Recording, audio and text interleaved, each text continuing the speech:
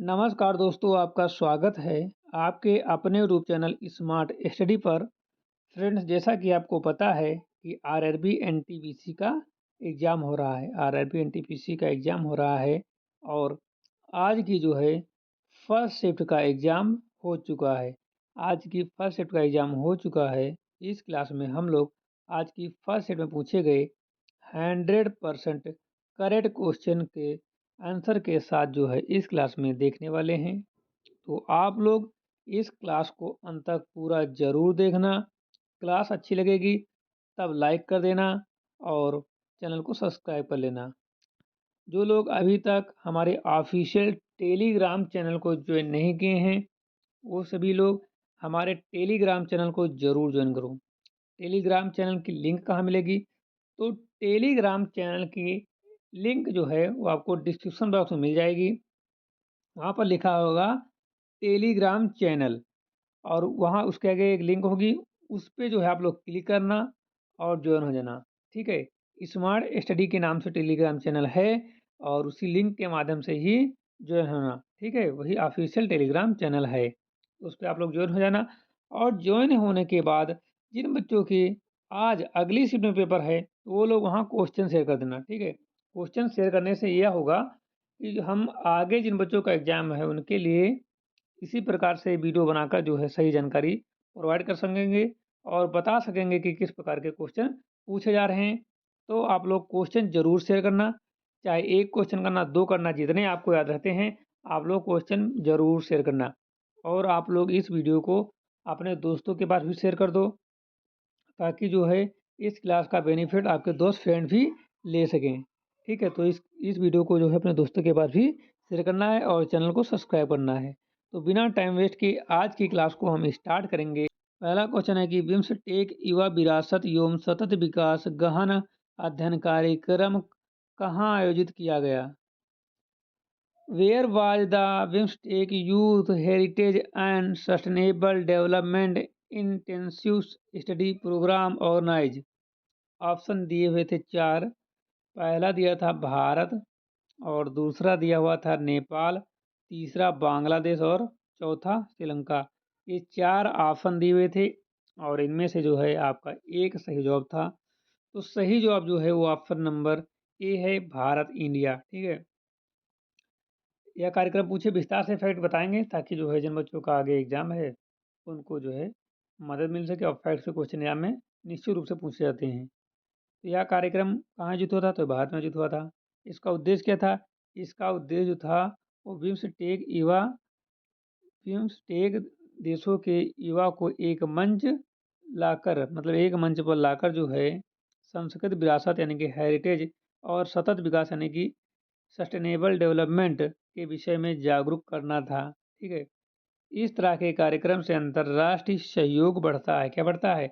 अंतर्राष्ट्रीय जो है सहयोग बढ़ता है और युवाओं में नेतृत्व क्षमता विकसित होती है। ठीक है? युवाओं में नेतृत्व क्षमता विकसित होती है। अब बहुत से बच्चे पूछ रहे होंगे कि बिम्सटेक का फुल फॉर्म क्या होता है? तो ये आप लोग देख लीजिए फुल फॉर्म।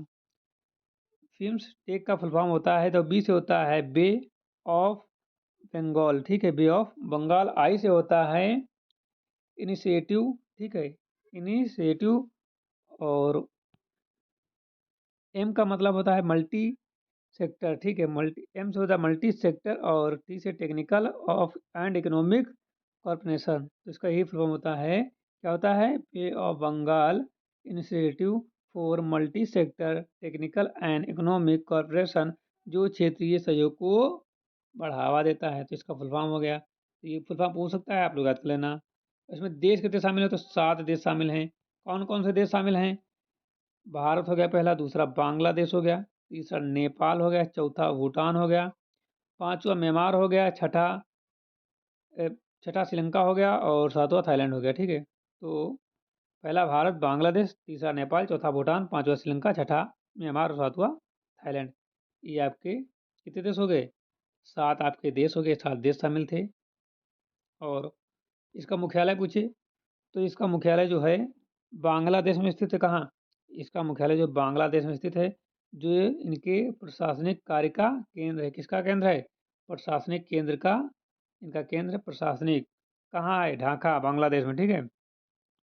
और इसका संगठन पूछे तो यह संगठन जो है कब से एक्टिव है, तो यह संगठन जो है 1997 में एक्टिव हुआ था, यानी स्थापित हुआ था। और इसका कारण क्या था? इसका कारण था, एक्टिव होने का कारण था कि दक्षिण पूर्व एशिया के बीच सहयोग बढ़ा सके। ठीक है, दक्षिण पूर्व के बीच एशिया के बीच सहयोग बढ़ा सकें।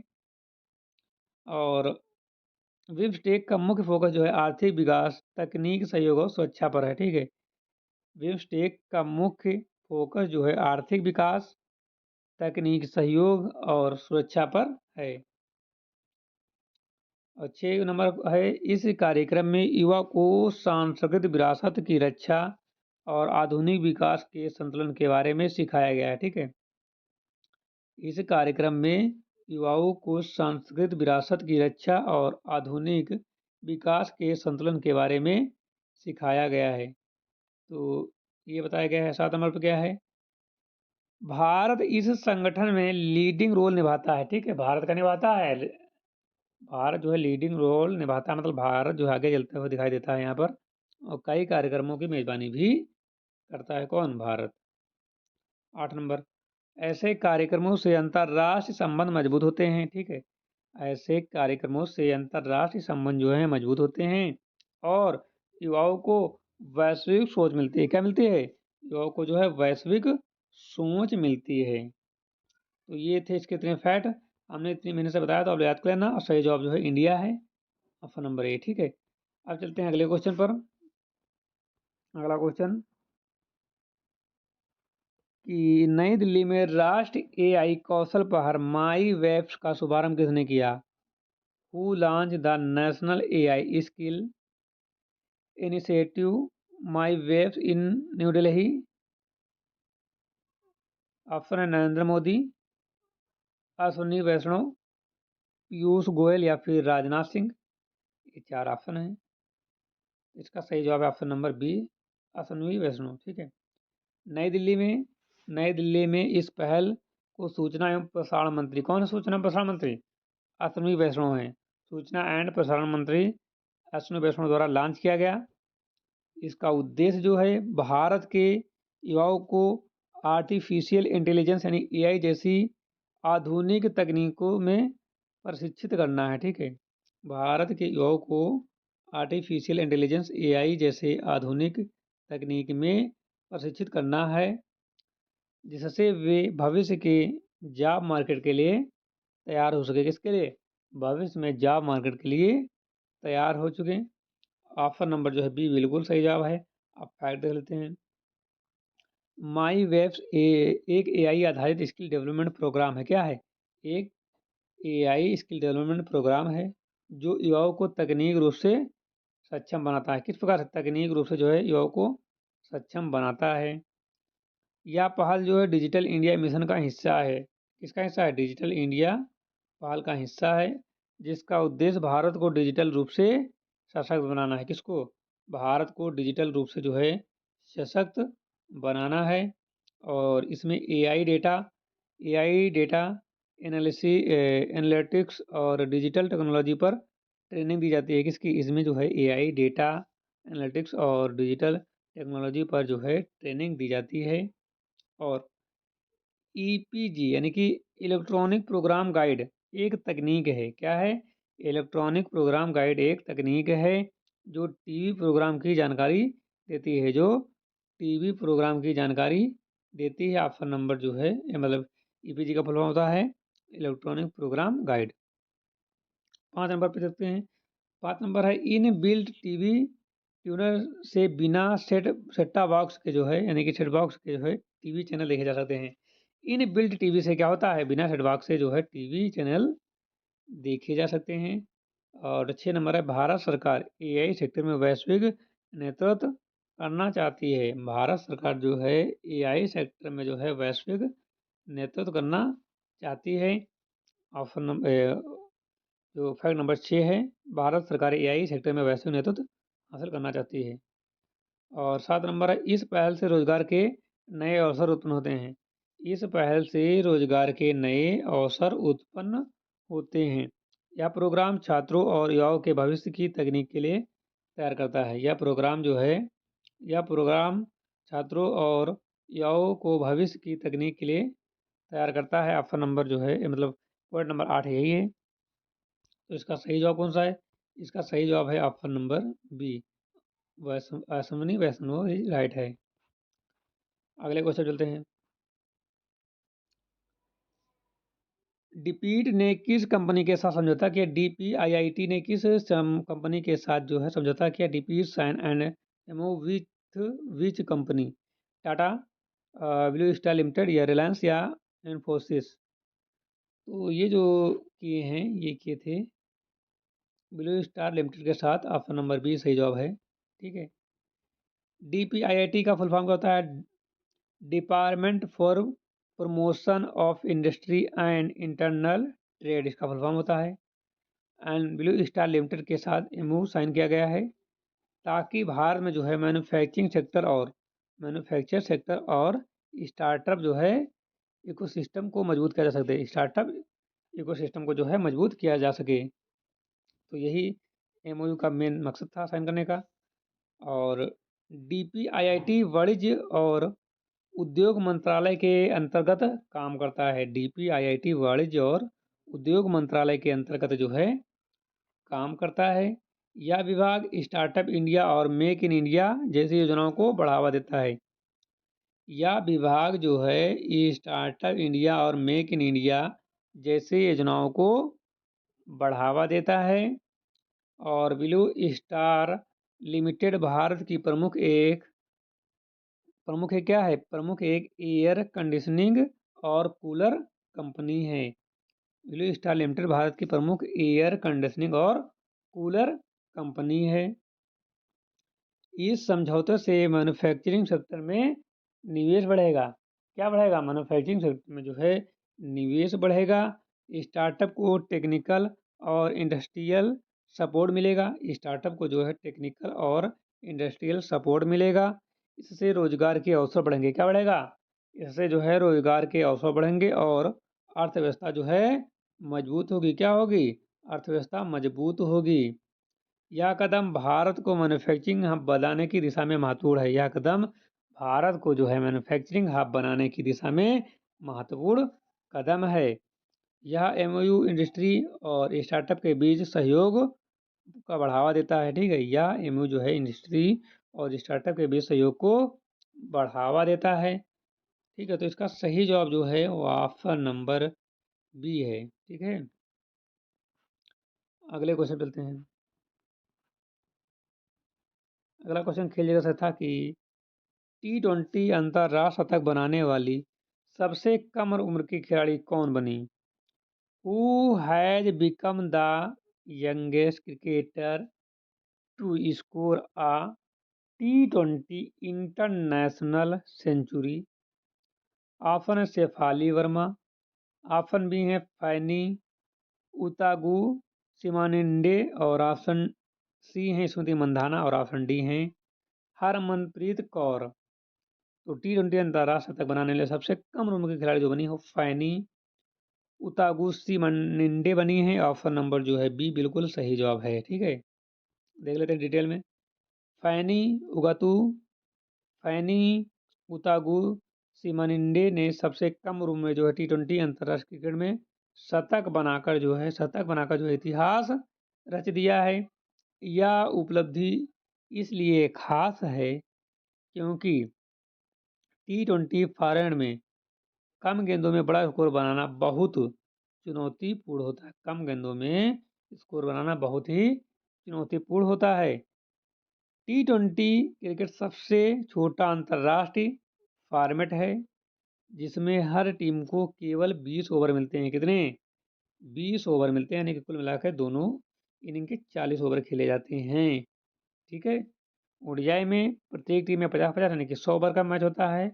और टेस्ट जो होता है वो अनलिमिटेड होता है और उसमें एक दिन में जो है 90 ओवर फेंके जा सकते हैं। कितने? 90 ओवर एक दिन में। और 5 दिन का होता है तो 5 से गुणा कर लेंगे तो 450 ओवर आप लोग मान सकते हो। ठीक है। कम भी हो सकते हैं या मैक्सिमम हो सकते हैं। ठीक है। कम उम्र में शतक बनाना खिलाड़ी की असाधारण प्रतिभा और आत्मविश्वास को दर्शाता है। कि कितना इनमें आत्मविश्वास है। और महिला क्रिकेट में यह उपलब्धि और भी महत्वपूर्ण है, क्योंकि यह तेजी से विकसित हो रहा क्षेत्र है। महिलाओं में सबसे तेजी से शतक मारा गया है, महिलाओं का पुरुषों की अपेक्षा भी ये महत्वपूर्ण है। आईसीसी लगातार महिला क्रिकेट को प्रमोट भी कर रहा है। आईसीसी जो है महिला क्रिकेट को लगातार प्रमोट भी कर रहा है। इस रिकॉर्ड से युवा खिलाड़ियों को प्रेरणा मिलेगी। किसको?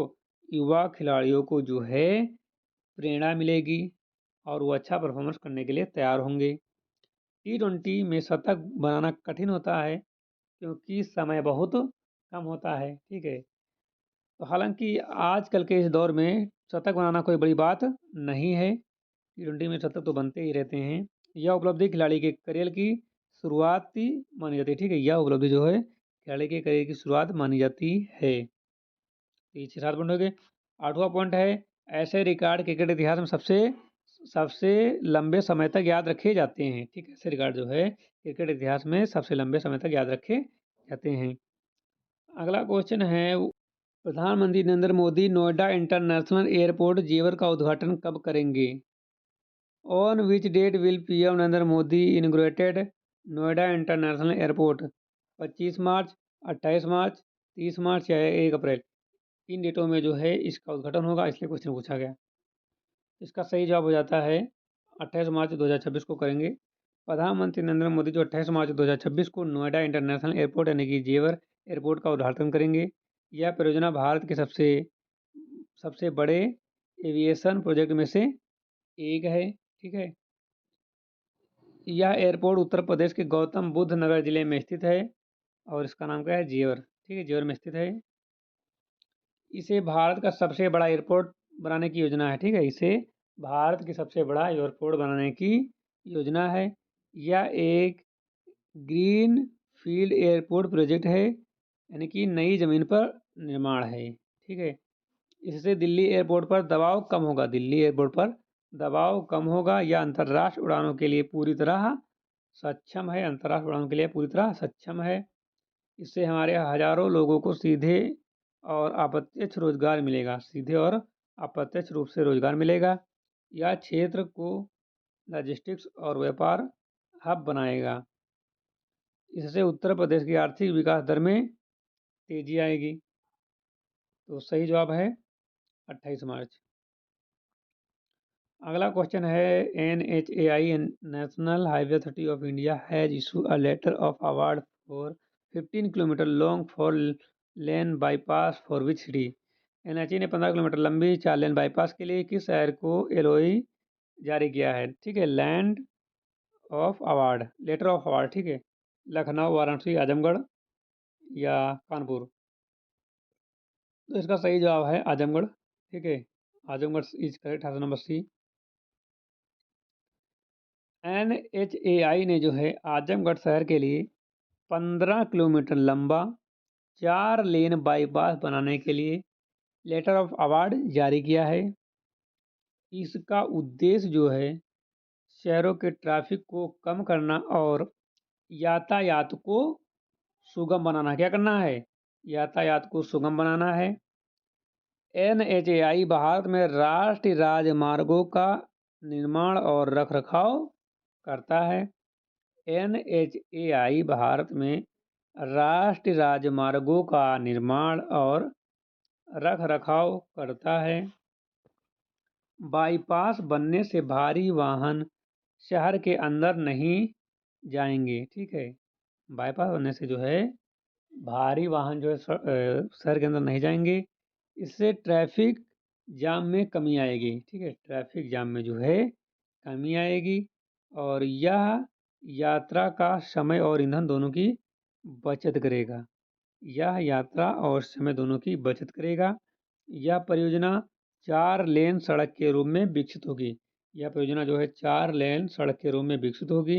इससे जो स्थानीय व्यापार और परिवहन को बढ़ावा मिलेगा।